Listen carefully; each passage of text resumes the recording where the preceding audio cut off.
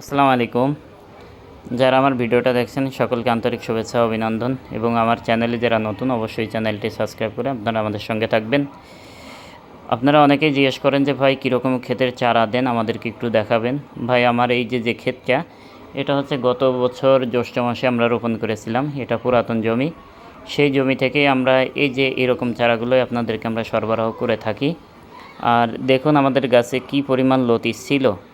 এই যে দেখুন এখনও অসংখ্য লতি রয়েছে আমাদের গাছে। এই জন্য আমরা এই লতিগুলো এই জন্যই দেখাই যে আমাদের জাতে কি পরিমাণ লতি হয়। আপনারা ভিডিওতে দেখছেন, এবং সেই লতিগুলো এই যে দেখুন পুরাতন হয়ে গেছে, এখনও কি পরিমাণ লতি আছে এই গাছে। আর আপনাদেরকে আমরা এরকম জমি থেকেই চারাগুলো সরবরাহ করি। এই যে আমার পুরাতন জমি, এখান থেকেই চারা এখন দেওয়া হচ্ছে। তাই যারা এই যশোরের লতিরাজ বাড়িয়াক চাষ করতে চান বা চাচ্ছেন, তারা বিস্তারিত আমাদের সাথে জেনে তারপরে আপনারা এই চাষে আসবেন। কারণ যেহেতু আপনারা নতুন, এই চাষ সম্পর্কে আগে বিস্তারিত জানবেন, বুঝবেন, তারপরে যদি মনে হয় যে আপনার এই চাষে আসা উচিত, আপনি আসবেন। আর যদি মনে হয় যে না, আপনার এই চাষে আসা উচিত না, আপনি সময়, শ্রম, অর্থ কোনোটাই দিতে পারবেন না, তাহলে এখানে আপনারা এসে লাভ নেই।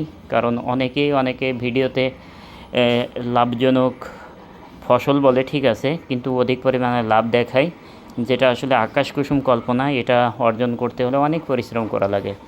তাই অনেকেই ভাবেন যে আমি কচু লাগালেই আমার প্রতি সপ্তাহে 10-12-15 মণ লতি আমরা উঠাবো, সেরকম কিন্তু আসলেই না।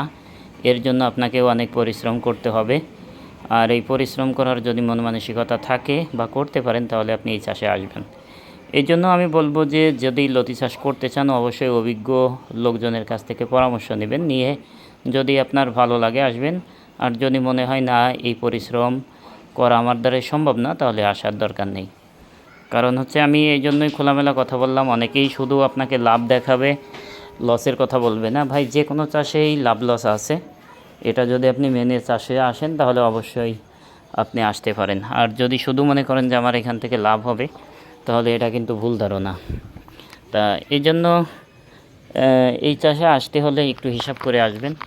কারণ এখানে প্রথমত হচ্ছে প্রচুর পরিমাণ শ্রম দিতে হয়, দ্বিতীয়ত হচ্ছে এখানে সময় দিতে হয়, আর তৃতীয়ত হচ্ছে এখানে অর্থ দিতে হয়।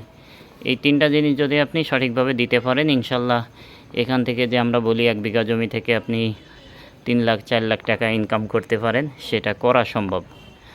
তাই যারা এই যশোরের লতিটা চাষ করতে চান বা চাচ্ছেন, অবশ্যই স্ক্রিনে দেওয়া নাম্বারে যোগাযোগ করবেন। আর একটা বিষয় দেখেন, আমাদের জমিগুলো এখনও কিন্তু পরিষ্কার। আমাদের পুরাতন জমি, এখনও কিন্তু কোনো ঘাস পাতা নেই। আর